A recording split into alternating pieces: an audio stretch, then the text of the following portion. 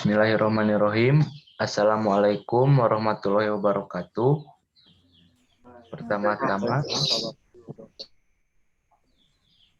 Pertama-tama, mari kita panjatkan rasa syukur kita karena telah diberi kesehatan sehingga kita dapat bertemu walaupun via Zoom. Teman-teman yang saya cintai, Bapak serta Ibu instruktur yang saya hormati, sebelumnya izinkan saya untuk memperkenalkan diri saya. Nama saya Irfan Rahardian,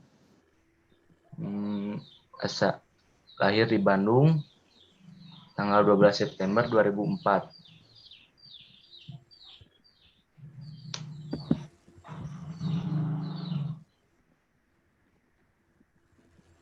Alamat Kampung Cigurang Hilir, RT 4, RW 3, Desa Cangkuang Wetan, Kecamatan Dayakolot.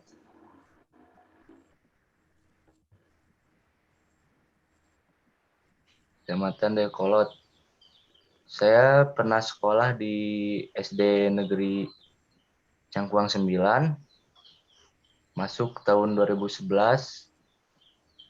kemudian dilanjutkan ke jenjang selanjutnya yaitu di SMP Negeri 2 Dayakolot, dan sekarang sekolah di SMK Negeri 10 Bandung. Nah, keahlian saya yaitu yang pertama adalah bermain futsal, yang kedua bermain gitar, dan yang terakhir editor pemula di aplikasi KineMaster.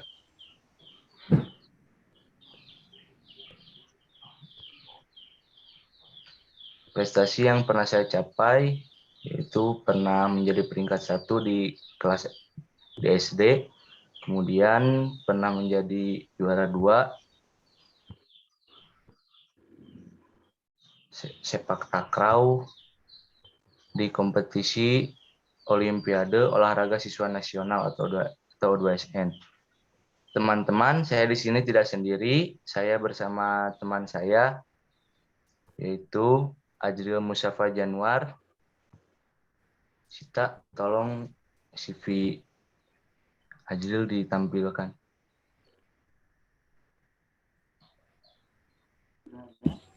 Ya, sebentar. Yang udah ada.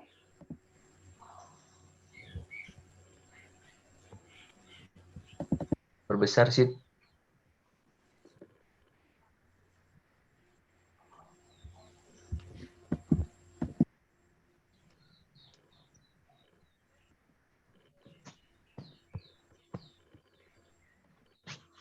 Nah, nama lengkapnya Ajril Musafa Januar, lahir di Bandung 28 Januari 2005.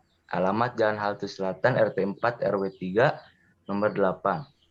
Ajril pernah bersekolah di SD IWK Real Elementary Home School, itu masuk tahun 2011, keluar lulus 2016. Kemudian 2016 masuk ke SMP Negeri 33 Bandung, lulus di tahun 2020. Sekarang 2020-2021, Ajril sedang menimba ilmu di SMK Negeri 10 Bandung. Keahlian Ajril yaitu bermain angklung, mengedit di aplikasi CapCut dan KineMaster. Kemudian menggunakan aplikasi TikTok. Prestasi yang pernah diraih Ajril, juara 1 angklung se-Jawa Barat, kemudian juara 5 angklung se-Kota Bandung. Kontak Ajril bisa dilihat sendiri ya.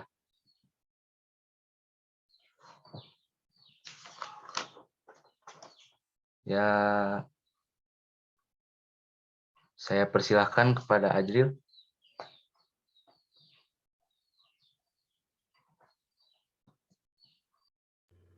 Ya, buat Irfan, makasih udah buka acara. Saya lanjutkan. Kali ini saya akan memperkenalkan presenter kita Diani Puspa.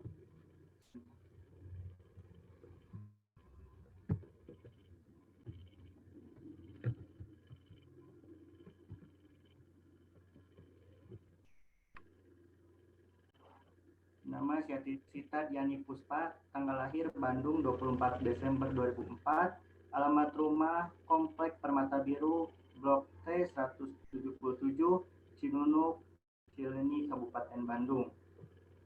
Latar belakang pendidikan Sita adalah lulusan dari SDSN Halimun, Bandung, dan dilanjutkan dengan bersekolah di SMP Mekargali dan lulus tahun 2020, dan sekarang sedang melanjutkan pendidikannya di SMK Negeri 10 Bandung. Prestasi yang pernah diraih, ranking 3 besar selama SMP, juara 3 lomba keterampilan baris berbaris antar gugus, juara 2 lomba keterampilan hasta karya tingkat SD se-Kota Bandung, juara 2 fashion show antar sekolah tingkat SD. Skill dan keahlian Sita menari tradisional dan modern, menyanyi pop, editing sederhana di aplikasi CapCut, Power Director, dan Filmora, serta memiliki skill berakting. Untuk kontak person bisa dilihat pada layar. Selanjutnya saya berikan kepada Sita sebagai presenter.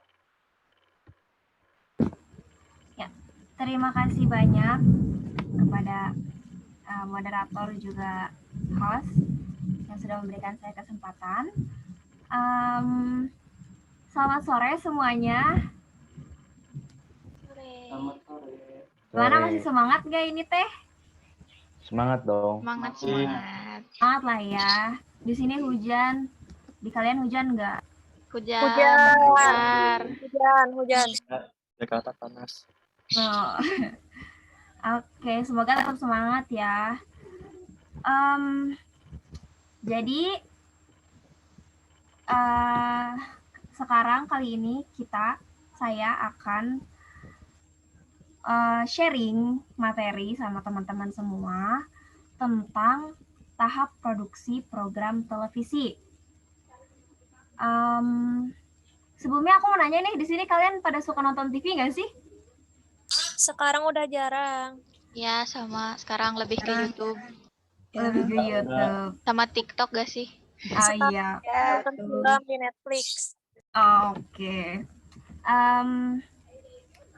Sama sih, sebenarnya saya juga jadi jarang nonton TV. Cuman tidak dipungkiri juga ya, dulu itu TV adalah segalanya. Kita kalau mau hiburan, kita nonton TV dan lain-lain. Oke deh, yuk kita lanjut. Kita langsung aja yuk. Aku coba share screen dulu.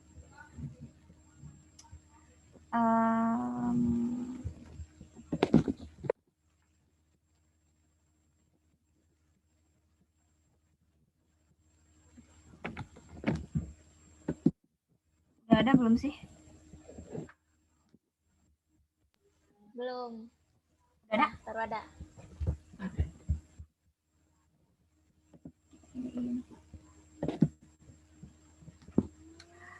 Oke, bismillahirrahmanirrahim. Jadi, sesuai dengan jurusan yang saya ambil, produksi siaran program televisi, di sini saya akan sharing materi tentang produksi televisi nih ya, guys.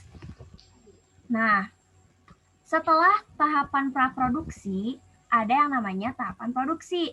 Jadi tahapan produksi suatu program televisi itu ada 3. Ada praproduksi, ada produksi, ada juga pasca produksi.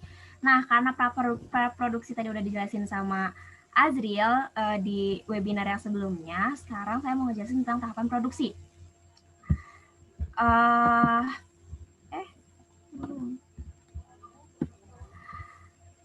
Tahapan produksi, mulai dari pengertian dulu ya. Tahapan produksi adalah upaya merubah bentuk naskah menjadi bentuk audio visual.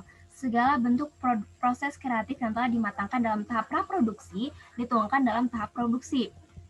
Nah, kalau ada yang nanya nih, Sid, kok pakai naskah sih? Emang kalau program televisi pakai naskah ya? Sama aja nih guys, mau program televisi atau maupun film, jadi nggak cuma film aja yang pakai naskah. Bedanya, kalau misalkan program televisi itu, kita naskahnya ada yang detail, ada yang enggak. Naskah atau skrip itu ada juga, ada yang apa ya? Ada yang benar-benar dijelasin kita harus ngomong ini, harus ngomong ini, harus ngomong ini. Ada juga yang kayak cuman dikasih arahan atau petunjuk doang gitu. Terus sekarang secara garis besar setelah semua rangkaian praproduksi dilaksanakan, tahap produksi ini ada pertama setting lokasi, yang kedua ada instalasi peralatan. Kita kayak nyeting, ngeset lokasi, masang-masang kayak misalnya ngeset kamera atau dan lain sebagainya, lighting. Kemudian ada rehearsal, di rehearsalnya nanti kita akan ada briefing sebelum mulai syutingnya. Nah, yang keempat ada syuting, pengambilan gambar, dan lain-lain. Kemudian yang kelima ada preview hasil syuting. Di preview hasil syuting ini nanti juga kita akan ada evaluasi. Gitu. Sampai sini paham? Paham. Ya, lanjut berarti ya. Yuk. Nah, di tahap yang keempat ini, syuting ini, ada take kan, kita itu kan pengambilan gambar kita ada taking kan. Nah, di taking ini ada beberapa teknik-teknik yang harus kita terapkan. Di antaranya ada teknik pergerakan kamera atau movement, kamera movement. Ada apa namanya, type of shot atau macam-macam shot. Kemudian ada juga pengambilan angle kamera.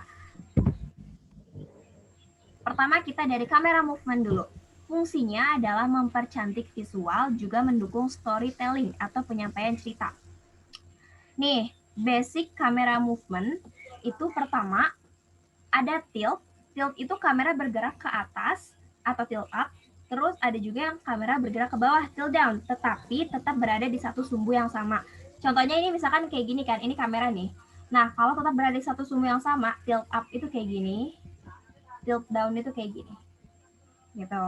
Yang kedua ada pan atau panning, kamera bergerak ke samping kanan, pan right atau ke samping kiri, dan tetap berada di satu sumbu yang sama. Contohnya kayak gini. Ini tangan aku, ini sumbunya ya. Nah, kayak gini. Kayak gitu. Yang ketiga ada pedestal. Kamera bergerak naik atau turun, tapi tidak berada di satu sumbu. Kayak gini. Ke atas, ke bawah. Nah, terus juga yang ketiga ada crane nih. Kalian ada di sini ada yang pernah nonton ini nggak sih, Inbox Musik di SCTV dulu? Pernah. Nah, itu kan konsepnya seperti apa, kayak konser gitu kan ya, kayak konser musik itu. Nah, mereka tuh biasanya pakai crane, alat besar gitu untuk menjangkau objek atau subjek yang jauh. Jadi mereka pakai crane gitu.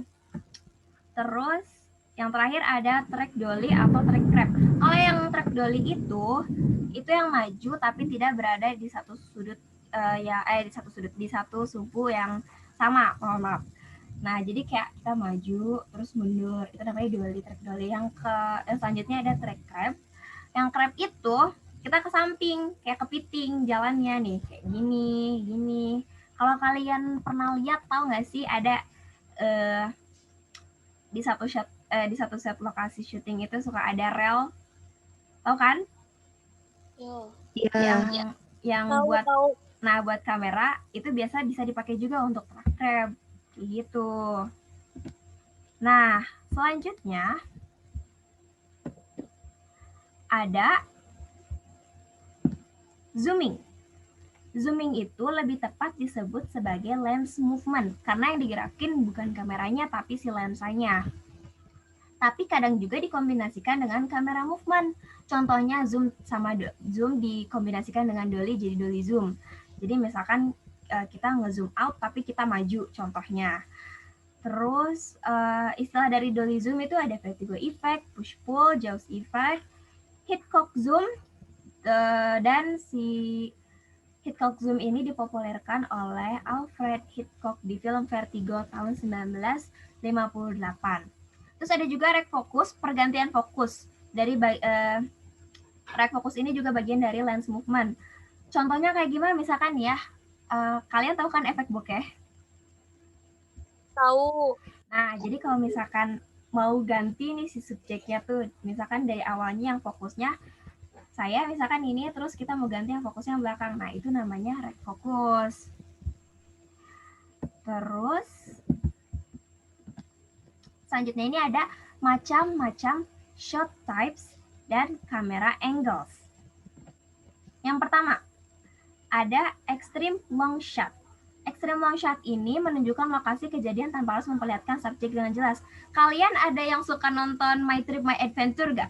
Suka dulu. Nah, ini Suka, juga, suka. nah di MTMA ini seringkali dipakai si extreme long shot ini untuk menunjukkan untuk memperlihatkan si tempat tersebut. Kedua ada long shot, menunjukkan hubungan antara subjek dengan lingkungannya. Di MTMA juga sering nih dipakai ini. Yang berikutnya ada full shot, untuk lebih memperkenalkan subjek dan apa yang sedang dilakukannya. Kalau nggak salah, kalian ada yang suka nonton Insert gak sih? Suka. Oh, tidak. Oke, yang suka sama saya juga kadang-kadang ya. Tapi nah, di Insert ini biasanya bagian presenternya itu dipakai nih full shot. Kenapa? Karena untuk memperlihatkan si wardrobe yang dikenakan. Karena kan kalau nggak salah biasanya kan si wardrobe-nya itu kadang bagian dari sponsor juga nggak sih? Jadi diperlihatkan gitu kayak outfit-nya gitu. Jadi dibutuhkan full shot. Kayak gitu. Selanjutnya, masih type of shot ada knee shot. Knee shot ini memperlihatkan aktivitas subjek dari lutut ke atas. Nah, selanjutnya ada waist shot atau medium shot. Waist shot atau medium shot ini adalah memperlihatkan aktivitas subjek dari pinggang ke atas dan ekspresinya. Kalau kalian nih suka nonton berita, nah si pembawa beritanya atau news anchor-nya itu sering dipakai nih untuk nge-shoot si news anchor-nya itu pakai medium shot ini. Selanjutnya ada medium close up. Medium close up ini menunjukkan aktivitas subjek dari dada ke atas dan lebih terlihat emosinya. Di sini nih kalian kayaknya pasti pada pernah nonton Ini Talk Show nggak sih? Pernah. Nah di Ini Talk Show itu kan mereka talk show kan. Nah kalau misalkan ketika si narasumbernya sedang menjawab pertanyaan tuh biasanya dipakai nih si medium close up ini untuk memperlihatkan ekspresi ketika dia menjawab pertanyaan atau ketika dia sedang bercerita. Selanjutnya ada close up, lebih menunjukkan detail ekspresi si subjeknya ini. Jadi ini lebih dekat dari si tadi medium close up. Terus sekarang ada big close up. Big close up ini lebih menunjukkan detail subjek dengan headroom terpotong. Kalau ini sih aku yakin banget kalian pernah nonton. Suka nonton ini kan, bikin lapar. Suka. Nah, dibikin lapar sering tuh dipakai nih big close up untuk memperlihatkan si ekspresi hostnya ketika nyicipin makanannya tersebut. Jadi si headroom-nya itu dipotong supaya lebih menekankan ke ekspresi orangnya gitu. Terus ini extreme close up selanjutnya. Detail ekspresi subjek spesifik pada bagian tertentu, mata, mulut, atau lain-lain. Sama, dibikin lapar juga ini seringkali dipakai. Biasanya bagian yang mata juga ada, atau pas bagian hostnya lagi masukin makanannya ke mulut. Aduh, jadi lapar. Sabar ya, bentar lagi buka. Lanjut. Ada cut in. Ada yang tahu jejak si gundul? Tahu. Nah, tahu. Di jejak si gundul kan biasanya tuh si gundulnya itu dia tuh ini kan masakan. Nah, cut in ini sering juga dipakai di acara-acara program TV. Nah, jadi si fungsinya itu untuk memberikan detail gerak-gerik pada si subjek. Contohnya kayak di si gundul itu misalkan dia lagi masak apa ya? Misalkan dia lagi masak candil nih, si adonannya tuh kan dibentuk bulat-bulat. Nah, itu biasanya di-cut-in bagian tangannya yang lagi ngebentuk si adonannya itu. Sekarang, type of shot yang terakhir. Okay? Ada over the shoulder atau OTS. Nah, si over the shoulder ini adalah type of shot yang memakai bahu dari subjek lain sebagai foreground. Ini contohnya bisa dilihat di layar. Jadi biasanya ada di program TV yang misalkan kayak interview, tapi interviewnya eksklusif. Dan si konsep interviewnya tuh emang ngobrol face to face gitu kan, mereka berhadapan. Nah, biasanya dipakai ini yang kayak gini nih. Lanjut, sekarang kita masuk ke kamera angles. Ada bird's eye view. Bird's eye view ini adalah sudut pandang kamera tinggi dari atas dan menunduk ke bawah seperti sudut pandang seekor burung. Di MTMA juga sering dipakai ini untuk memperlihatkan si objeknya. Atau kalau kalian tahu Indonesia Punya Cerita, itu juga suka pakai ini kan karena itu konsep acara program TV-nya tuh ini kan apa namanya kayak memperkenalkan suatu daerah di Indonesia gitu. Nah ini kadang sering juga dipakai bird's eye view ini. Selanjutnya ada high angle. High angle ini kamera lebih tinggi dan menunduk ke arah subjek untuk mengesankan subjek yang kecil atau less powerful. Jadi apa ceritanya kayak apa ya terintimidasi gitu si subjek yang di shotnya ini. Terus ada eye level. Eye level ini kamera sejajar dengan mata si subjek sebagai sudut pandang netral.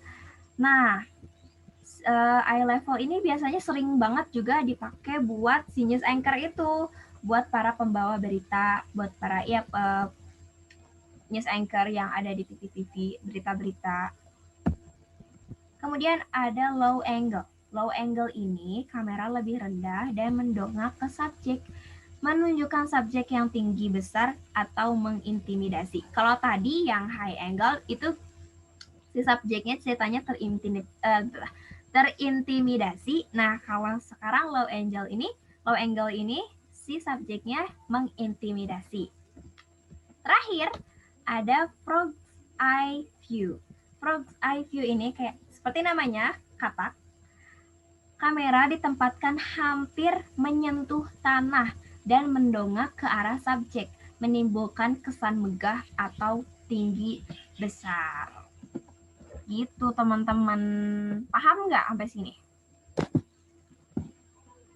Paham. Alhamdulillah kalau paham.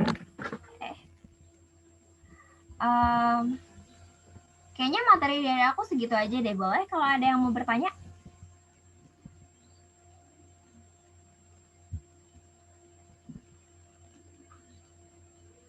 Kalau ada yang mau bertanya, boleh silahkan.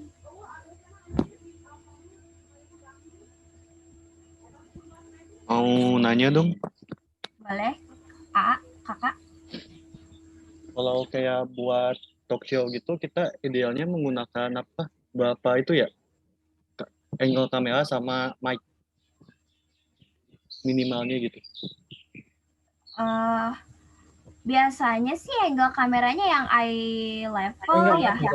Bukan angle, maksudnya penggunaan kameranya berapa, jumlah penggunaan kameranya berapa banyak untuk podcast idealnya, minimalnya itu berapa banyak? Sebenarnya biasanya tergantung adanya si kamera itu sih, tapi kayaknya idealnya 3 untuk menunjukkan dari kanan, kiri, dan depan. Mungkin ya, aku kurang tahu sih. Tapi setahu aku kayak gitu. Kalau aku lihat dari beberapa talk show yang selama ini aku tonton. Gitu. Semoga menjawab ya. Oke, makasih. Ya, makasih pertanyaannya.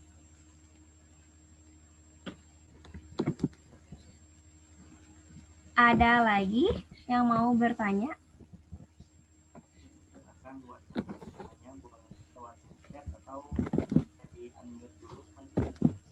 Apa?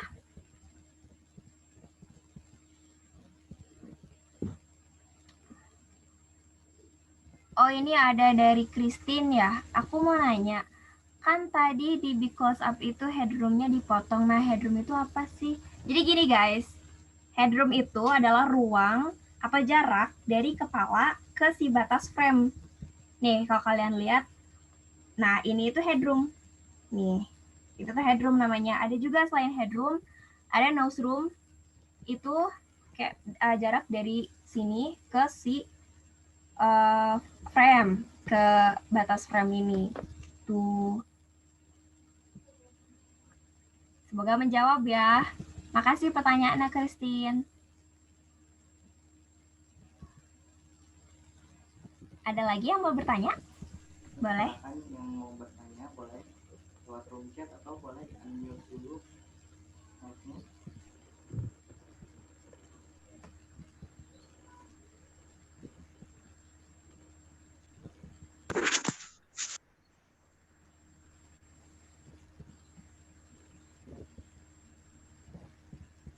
Ayo semangat, jangan pada lemes ya. Bentar lagi buka. Bentar lagi asar ketang.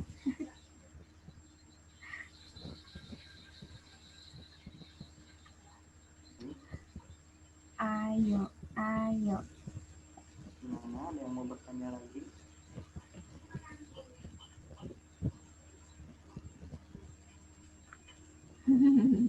Bagaimana buat kita, masih ada materi yang akan disampaikan?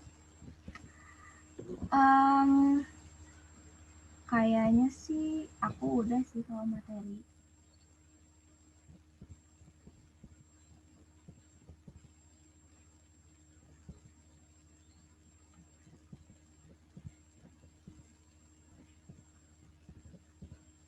Mungkin ada yang kurang jelas atau mau nanya takjilnya aku pakai apa? Aku kok nggak dipanggil, udah tangan ke atas. Oh, Ibu mau nanya. Ibu Neni mau nanya apa? Ini udah tangan ke atas gini, lihat di layar. Itu tandanya aku bertanya. Oh, maaf, mohon maaf gak lihat. Mau nanya apa Ibu Neni? Nah, tolong ceritakan ya, Sita. Kalau acaranya Deddy Corbuzier di YouTube, tapi suka di melalui televisi gini. Nah, itu kira-kira itu apa aja tuh yang dipakai? Maksudnya yang di YouTube?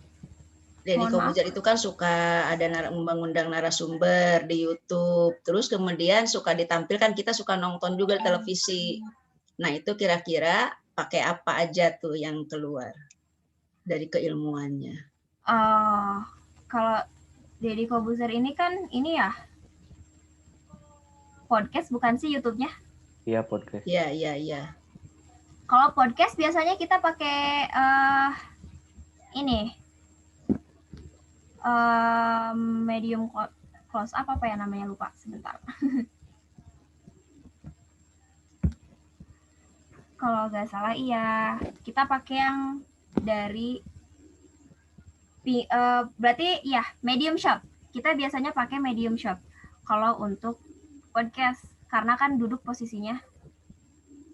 Jadi biasanya kita pakai medium shot. Sebenarnya aku juga masih paham di teori sih ya Ibu, belum pernah praktek langsung. Jadi mari kita berdoa supaya corona ini cepat berakhir dan bisa sekolah langsung di sekolah tatap muka, terus praktek. Aminin dong teman-teman. Oke, amin. Semangat. Amin. Tatap muka, jaga kesehatan, protokol kesehatan dijaga supaya tatap mukanya berlangsung di tahun pelajaran baru ini ya. Oke, terima kasih pertanyaannya. Terima kasih pertanyaannya Ibu Neni. Baik, masih ada partisipan yang ingin bertanya, dipersilakan.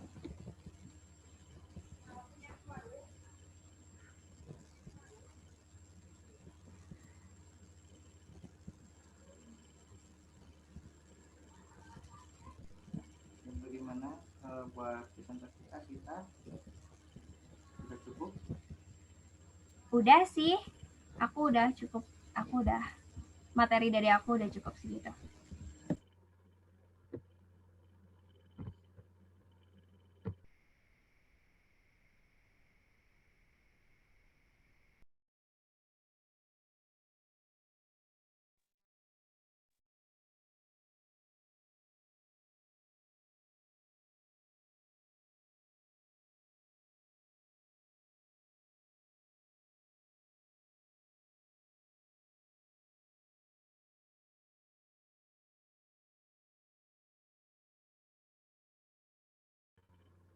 Ya baik, kita cukupkan saja ya kita. Jadi kesimpulannya dari materi yang kita sampaikan kali ini, ilmu-ilmu tentang fotografi baik itu dari type shoot ataupun peralatan-peralatan yang biasa digunakan untuk mengambil gambar. Nah, jadi kesimpulannya kita dapat banyak banget manfaatnya supaya kalau misalnya ada orang minta tolong take a picture atau ambil foto, kita nggak bingung dengan type of shoot-nya.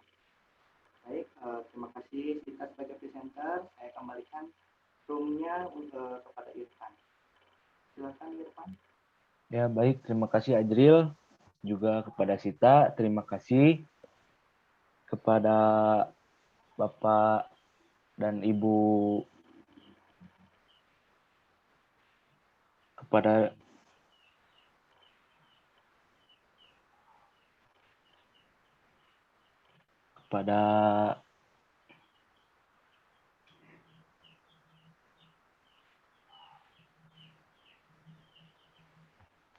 Bapak dan Ibu yang sudah hadir, teman-teman juga yang sudah hadir, saya ucapkan terima kasih. Sebelum saya akhiri acara, mari kita doakan untuk Tentara Nasional Indonesia yang telah gugur dalam insiden kapal selam Nanggara. Berdoa dimulai.